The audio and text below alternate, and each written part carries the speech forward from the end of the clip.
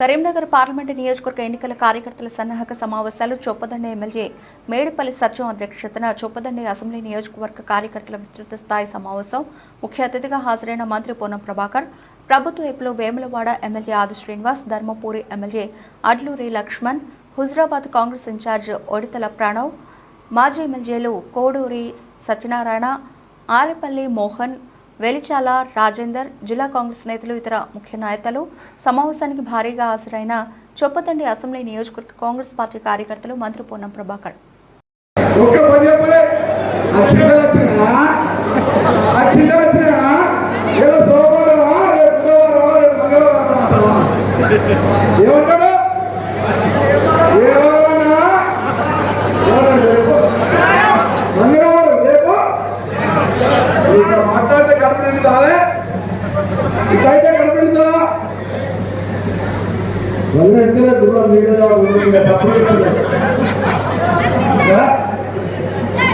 వాళ్ళు ఎక్కడ ఆలోచన గుర్రెడ్డి ఎక్కడ భయపడదు.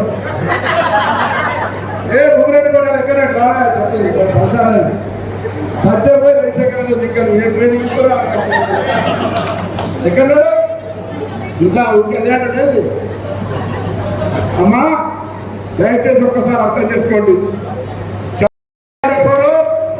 భారతీయ జనతా పార్టీ అంటే మల్ల యుద్ధం చూసాడు. మల్ల యుద్ధం అంటే కుస్తీ. నాకౌట్ అంటే చిన్న వయసు లేకుండా ఆపితే నాకౌట్ కోల్పోయిందంటే ఇవాళ మీ దగ్గర కూడా ఎవరైనా టీఆర్ఎస్ మీ దగ్గర అడగండి. 10 అధికారులు ఉన్నారు. తెలంగాణకి ఏం చేశారు, కరీంనగర్ జిల్లాకి ఏం చేశారు, చొప్పదండికి ఏం చేశారు, రామడికి ఏం చేశారు, రామడి వెదురకి ఏం చేశారో చెప్తానని ఊరు నుంచి మొదలు పెట్టుకుంటే జిల్లా దాకా ఏం చేశారు అడగండి. మీ ఊర్లో మీ పోలింగ్ స్టేషన్లో భారతీయ జనతా పార్టీ పార్లమెంట్ సభ్యుడు వస్తే ఆయన ఈ నియోజకవర్గంలో ఎన్నిసార్లు వచ్చినావు ఎంపీగా, ఈ నియోజకవర్గానికి ఏం చేసినావు, అసలు మీ పార్టీ నరేంద్ర మోడీ ఎన్నికల ముందు సంవత్సరానికి 2 కోట్ల ఉద్యోగాలు ఇస్తాను, ఉద్యోగాలు ఇవ్వకపోగా నిరుద్యోగ సమస్య పెరిగే విధంగా పరిశ్రమలన్నీ ఆదాయ అంబానికి పరిశ్రమలు అడగండి.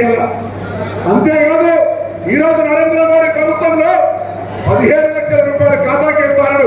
అది కూడా ఏటువంటి పరిస్థితుల వల్ల రైతుల ఆదాయాన్ని రెట్టింపు చేస్తారని, రైతులకు పెన్షన్ ఇస్తారని, రైతుల పేరు మీద నల్ల చట్టాలు తెచ్చి ఢిల్లీ వేదికగా ధర్నా చేసి 100,000 మందిని రైతులు చనిపోవడానికి కారణమైనటువంటి ఈ నరేంద్ర మోడీ ప్రభుత్వం భారతీయ జనతా పార్టీ ఊళ్ళో ఎట్లా తిరుగుతుందని అడుగుతా ఉన్నాం. నేను చెప్పాను కాదా, ఇవన్నీ చెప్పాను చెప్పారు కాదా, ఆయన సభకు అడిగాను చెందాలి. ఏదో కాంగ్రెస్ పార్టీకి సంబంధించి ఇవాళ రేపు అభ్యర్థి బయలుదేరారు. ఇంతకుముందే సత్యం గారు చెప్పినారు, ఇది 6వ నియోజకవర్గం. మన మానకొండ హుజరాబాద్, నిన్న హుజరాబాద్ సిరిసిల్ల, ఇలా వేరులో చెప్పదండి. కాంగ్రెస్ అభ్యర్థి బయలుదేరి కాగానే 22వ తారీఖు నాడు నామినేషన్ చేస్తారు. కాంగ్రెస్ ఎక్కడ కూడా అదే ఎప్పుడే అవుతుంది. అందుకే ఎత్తుల కార్యకర్తలారా ఊర్లలో ధైర్యంగా మళ్ళా యుద్ధం ఏ విధంగా వేస్తే ఎదుటి నాకౌట్ చేస్తామో అదేవిధంగా జవాబు చెప్పి ఓట్లు వేసుకునే తయారుగానే నేను వేదిక మీద నాయకులు మీకు అండగా ఉన్నా. మాట్లాడి సరిపోకపోతే ముఖ్యమంత్రితో సహా మీ వేదిక ఉన్నానన్నమాట. ఎవరికి భయపడే అవసరం లేదు. మాటలకే పరిమితమైనటువంటి అవునయ్యా. మొన్న శ్రీరామునవమి అయింది, శ్రీరాముని కళ్యాణం అయింది. అందరూ కళ్యాణం పెట్టలేదు, ఒకసారి చేయబడలేదు. కళ్యాణం ఉండలేదు. శ్రీరాముని నవమికి శ్రీరామ కళ్యాణం అంటే 5 రోజులు.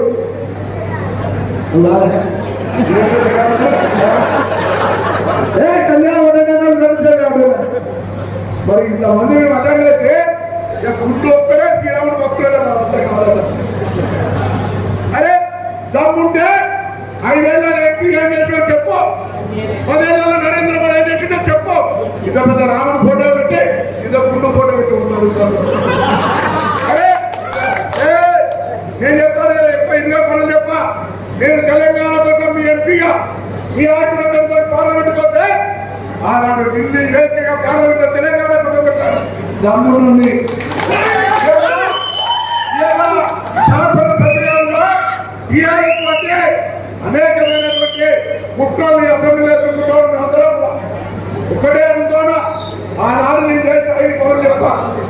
మీరు బీజేపీ వచ్చినా టీఆర్ఎస్ వచ్చే ఒక 5 మంది నేను పాస్పోర్ట్ ఆఫీస్ వచ్చిన అందరికి ఉపయోగం కదా, పాస్పోర్ట్ ఆఫీస్ తిరుపతి రాజు అందరికి ఉపయోగం కదా, మోడల్ స్కూల్ అందరికి ఉపయోగం కదా, కేంద్రీయ విద్యాలయం పిల్లలందరూ చదువుకుంటారు కదా, మాధవ్ శిశు కేంద్రం 150 పడకల ఆసుపత్రి ఎక్కువ చెప్తలే ఇక అయితే చెప్పిన బీడీ హాస్పిటల్ ఉన్నది, ఎస్ఎం రేడియో ఉన్నది, ఎలగంట టూరిజం ఉన్నది, నేషనల్ హైవే ఉంది, అనేకం ఉన్నాయి.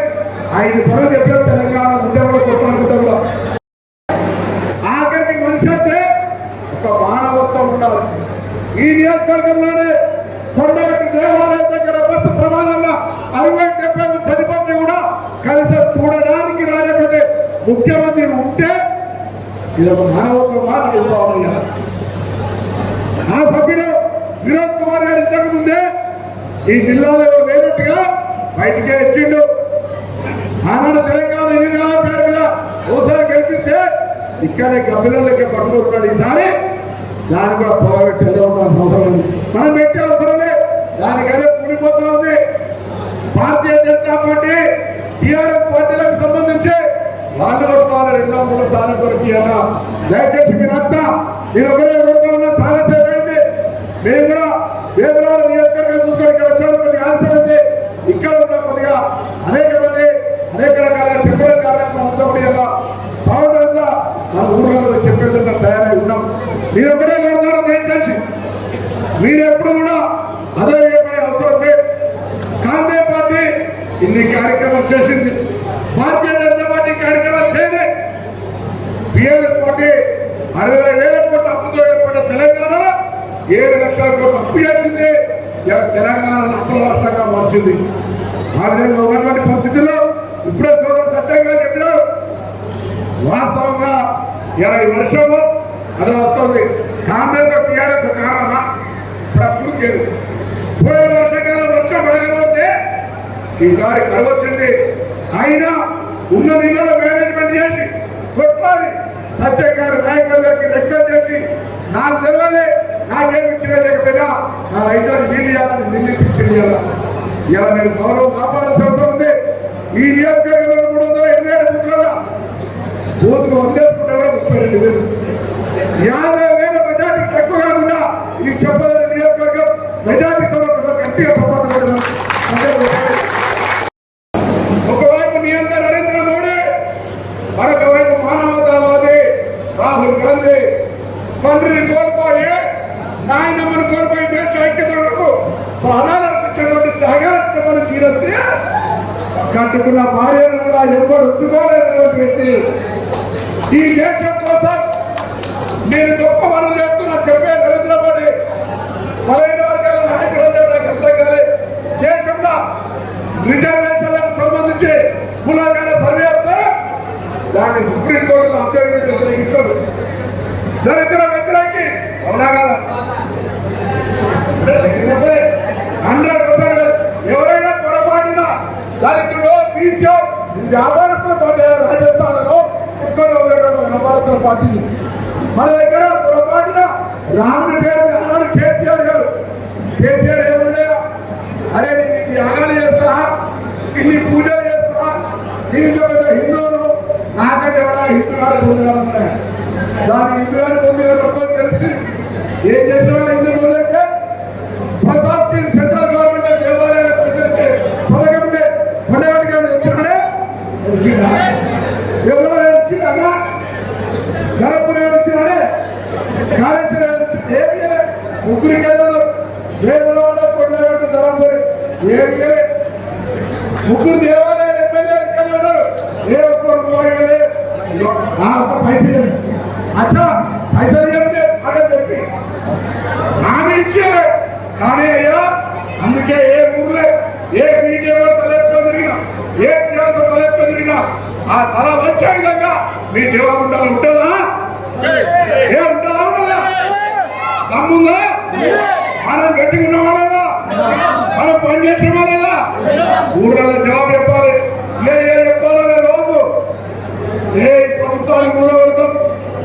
ఈ ప్రభుత్వం ఇక్కడ ఉన్నాయి 1, 2, 3, 4 దమ్ముంటే ప్రత్యేక విడుదలని చూడటం మన నలుగురు వేయాలా ప్రభుత్వం విడుదల దమ్ముంటే ఒకసారి ప్రత్యేక విడుదల మా ప్రభుత్వాన్ని అంతే ఎవరు కూడబడి ప్రజా ప్రభుత్వం ఇది ప్రజలతో ఎన్నికబడ్డారు ఊరికే అన్నా తప్ప అనుకుంటా అన్నాడు అదే బాబు 25,000 కష్టపడే రాజకీయాల్లో ప్రజా సమస్యలన్నీ కలిసి అందరూ కూడా కాబట్టి దయచేసి ఇవాళ మేమంతా ఈ నియోజకవర్గ అభివృద్ధి ఈ జిల్లా అభివృద్ధి కరీంనగర్ లోక్సభ సీట్లలో 4 ఎమ్మెల్యే గెలిచినాం జిల్లాలో ఉమ్మడి జిల్లాలో 13 మంది గెలిచినాం ఈ జిల్లా అభివృద్ధి కొరకు అహర్నిశలు కృషి చేద్దాం పార్లమెంట్ సభ్యులను కూడా గెలిపించాలని చెప్పి సందర్భంగా కోరుతూ ఇక్కడ చెల్లిపోయిన తర్వాత ప్రతి ఊర్లో కాంగ్రెస్ పార్టీ గెలుపు కొరకు ప్రచారం చేయాలని చెప్పి కోరుతుంది అందరూ కూడా